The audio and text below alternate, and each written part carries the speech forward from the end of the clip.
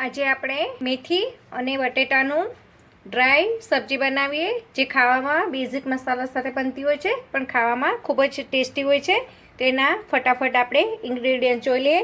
એક મરચું છે, મીડિયમ સાઇઝનું તીખું છે, 8 થી 10 સૂકી લસણની કળીઓ છે, આ લીલું લસણ છે તે પણ 6 થી 7 છે, 3 નંગ બટેટા છે જેને ધોઈ લીધા છે, એને સરખા આપણે કટિંગ કરવાના છે। મેથી લીધી છે તેને પણ સારી રીતે વોશ કરી અને લઈ લીધી છે। તો ચાલો બધું ચોપ કરી દઈએ। જય શ્રી કૃષ્ણ, જય માતાજી ફ્રેન્ડ્સ, કેચીસ કાઠિયાવાડી કિચનમાં તમારું સ્વાગત છે। આજે હું તમારા માટે લઈને આવી છું બટેટા અને મેથીનું ડ્રાય શાક, જે ખાવામાં ખૂબ જ મજા આવતી હોય છે ને એ સિઝનનું હોય એટલે તો બહુ જ મજા આવતી હોય છે અને બેઝિક મસાલા સાથે થઈને રેડી છે। રફલી ચોપ કરવાનું છે ફ્રેન્ડ્સ। હવે આપણે ડ્રાય શાક બનાવવાનું છે એટલે સરસ એકી સાથે ચડી જાય, એટલે આવા આપણે એક સ્લાઇસમાંથી 3 અને વચ્ચે એવી રીતે 9 ભાગ આવી રીતે તમે તમારા અકોર્ડિંગ નાના મોટા કરી શકો છો। આવી રીતે હું બટેટાને પણ સરસ આવા તમે જોઈ શકો છો મોટા મોટા પીસમાં આપણે કટિંગ કરવાના છે, જે ખાવામાં ખૂબ જ મજા આવતી હોય છે। આપણે જ્યારે મેથી કે રીંગણનું કોઈ બી શાક બનાવતા હોય ને ત્યારે તમે પાંદડાની પણ આવી થોડી ડાળખીવાળી મેથી તમે ચોઈસ કરશો ને તો તમારું મેથીનું શાક ઘરમાં નહીં ખાતા હોય ને તે પણ ખાતા થઈ જશે। તો આને મેં સરસ 2-3 પાણીથી વોશ કરીને રેડી કરી લીધી હતી। હવે આને આવી રીતે આપણે રફલી ચોપ કરવાની છે, તો હું બધી ચોપ કરી અને રેડી કરી દઉં। આપણે મેથી પણ રફલી ચોપ કરી લીધી છે અને જ્યારે તમે મેથીનું કોઈ પણ ની સાથે તમે શાક બનાવતા હોય ને ત્યારે મેથી આપણે પહેલાં વોશ કરી અને લઈ લેવાની છે અને પાણી નિતારીને પછી તમે એને કટિંગ કરશો અને ફ્રેન્ડ્સ તો તમારું શાક ડ્રાય બહુ જ સરસ અને એકદમ ટેસ્ટી બનશે, પાણી જેવું નહીં લાગે। તો ચાલો વઘારવાની શરૂઆત। કઢાઈને ગરમ કરવા મૂકી દીધી હતી, 1 થી 3 પડી ફ્રેન્ડ્સ આપણું તેલ આવી ગયું છે। આપણે બટેટાને સૌથી પહેલાં સોટે કરી લેશું જેથી આપણું શાક ખૂબ જ ટેસ્ટી બને। બટેટામાં ગોલ્ડન બ્રાઉન કલર આવે ત્યાં સુધી એને પહેલાં તેલમાં સરસ સતળાવા દઈએ। 2 થી 4 મિનિટ થઈ ગઈ છે, હજુ આપણે ગોલ્ડન બ્રાઉન રંગ આવે ત્યાં સુધી એને સરસ થવા દેશું। તમે જોઈ શકો છો સરસ આપણા બટેટાને ગોલ્ડન બ્રાઉન રંગ આવી ગયો છે, તો આપણે એને એક પ્લેટમાં ટ્રાન્સફર કરી લઈએ।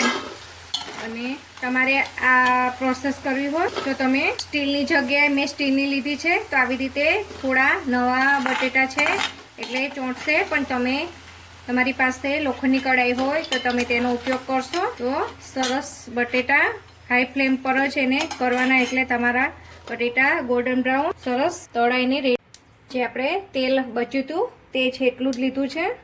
તેલ ગરમ થઈ ગયું છે, રાઈ નાખીએ, જીરું નાખીએ, ચપટી હિંગ છે અને હવે જે આપણે બારીક સમારેલું સૂકું લસણ છે એને પહેલાં એડ કરી દઈએ, સાથે લીલા મરચાં, એને સરસ થોડું ગોલ્ડન બ્રાઉન થાય ત્યાં સુધી એને સરસ સાંતળી દઈએ। તેનો ખાવામાં જ્યારે ક્રંચ આવતો હોય છે ને ફ્રેન્ડ તો બહુ જ સરસ સ્વાદ આવતો હોય છે।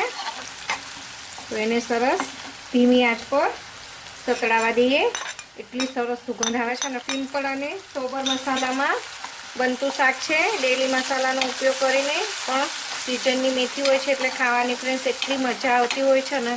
ફ્રેન્ડ્સ સરસ મરચાં ને બધું સતળાઈ ગયું છે, તો સૌથી પહેલાં આપણે મેથીને એડ કરી દઈએ જે આપણે ધોઈ અને સરસ ચોપ કરીને રાખી છે। મેથીને પણ બધું સારી રીતે મિક્સ કરી દઈએ, મેથીનું પાણી રિલીઝ થઈ જાય પછી જ આપણે તમે જોઈ શકો છો મેં તમને આગળ વિડીયોમાં તમે ટિપ્સ પણ કહી શકો છો કે પહેલાં મેથીને વોશ કરી અને પછી જ આપણે ચોપ કરવાની છે। તમે જોઈ શકો છો કે આપણી મેથીમાં શ્રિંક થઈ ગઈ છે છતાં પણ એમાં જરા પણ મોઇસ્ચર નથી।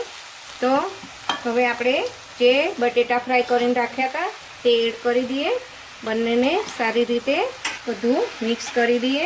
એકવાર સારી રીતે મિક્સ થઈ જાય એટલે આપણે મસાલા કરીશું। સ્વાદ મુજબ મીઠું 1 ચમચી એડ કરું છું, લાલ મરચું પાવડર તમે તીખું વધુ જેટલું ખાતા હોય તે પ્રમાણે 1/2 ચમચી જેટલું નાખું છું, 1 થી સવા ચમચી જેટલું આપણે ધાણા જીરું એડ કરીશું અને હળદર એડ કરીશું. આપણે મસાલાને હલાવવાના નથી અને આ શાક આપણે ખુલ્લું ચેડવવાનું છે, પણ આપણા મસાલા બળે નહીં તે માટે આપણે 1 જ મિનિટ અને ઢાંકણ ઢાંકીશું. આ એક ટિપ્સ છે જ્યારે ડ્રાય શાક બનાવવા હોય તેના માટે. ફ્રેન્ડ્સ 1 મિનિટ થઈ ગઈ છે. તમે જોઈ શકો છો આપણા મસાલા કેવા સરસ સોફ્ટ થઈ ગયા છે. જ્યારે તમે આ ટિપ્સ છે એ ફોલો કરશો ને ફ્રેન્ડ્સ, એટલે તમારું શાક એકદમ ડ્રાય અને તમે બાળકોના લંચ બોક્સમાં કે હસબન્ડના ટિફિનમાં પણ આપશો ને ફ્રેન્ડ્સ, પરોઠા કે પૂરી જોડે, તો પણ એમને ખાવાની ખૂબ જ મજા આવશે. તમે જોઈ શકો છો આપણી મેથીએ જરા પણ પાણી રિલીઝ નથી થયું અને એને રફલી ચોપ કરીને તમે એડ કરશો ને. હવે એને આપણે ખુલ્લું જ ઢાંકણ ઢાંક્યા વગર જ ચેડવીશું, કારણ કે મેથીને ચડતા 1 થી 2 જ મિનિટ થતી હોય છે, કારણ કે બટેટા તો આપણે ઓલરેડી 80% આપણે કૂક કરી લીધા છે. તો બધું સારી રીતે એને ધીમી આંચ પર 2 થી 3 મિનિટ સોટે થવા દઈએ. ફ્રેન્ડ્સ તમે જોઈ શકો છો આપણું શાક કેટલું સરસ બની અને રેડી છે. નીચે પાણી પણ નથી, કેટલું સરસ દેખાઈ રહ્યું છે.